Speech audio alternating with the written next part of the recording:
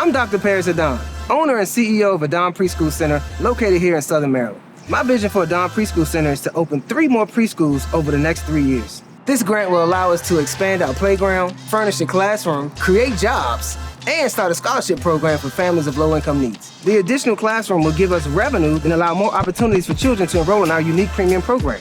This $50,000 grant will be used in 4 ways. $15,000 to refurbish our playground, $15,000 to furnish a classroom, $10,000 for the initial cost of a staff member, and $10,000 for a scholarship program for families that are in need. Our team is made up of a group of diverse professionals, including a pastor, a mental health professional, a lawyer, an accountant, and educators, and also parents.